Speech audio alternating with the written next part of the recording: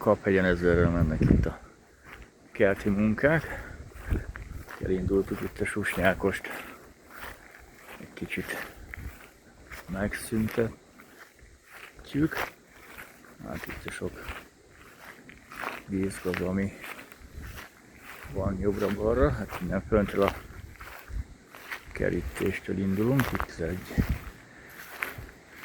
egy ilyen speciális sátorhely lesz, majd ez itt ki lesz alakítva, hogy vízszintes legyen, mert itt a terület arról híres, hogy mindenhol ferde jobbra-balra, és meg valamilyen úton, hogy módon ki lesz alakítva, hogy vízszintes rész lesz, és akkor lehet sátorra rendesen, vízszintesen. Szinte fúj a szél, na mindegy, nem tudom, hogy milyen hangja lesz, de valamilyen lesz, és akkor itt végig lefele itt már fogy a terület. Itt nem olyan rég, még itt is susnyákos volt végig. Itt is lehet látni az anyagokat, már ez az oszlop is kiszabadult innen a területről, aztán itt végig erre lefele. Ez is itt komplett. Erre tovább. Itt is. Mert akkor itt lent jövök. Errefele. Komoly kirándulást lehet itt. Rengeteg beton van ide kihordva ide a szélére. Gondolom, hogy itt ide öntötték ki az építkezés során. Most itt kiderült, elbontottak itt a gazt, aztán lehet látni.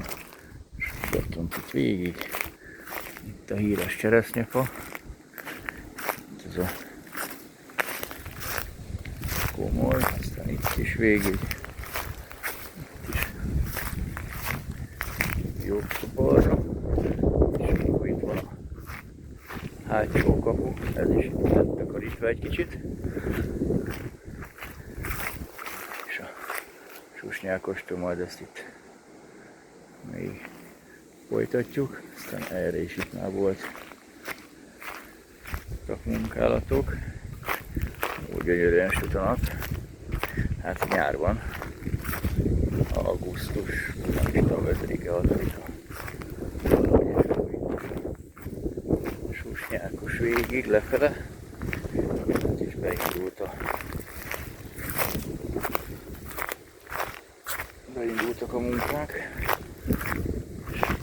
Lefele. Itt is végig lehet látni. Meg itt is ideig eljutottunk, aztán itt meg kidőlt egy fa. Itt volt itt egy kiszáradt fa. Ez úgy általában megadta magát. Gyönyörűen megadta magát itt a törzse. Kicsit megborult.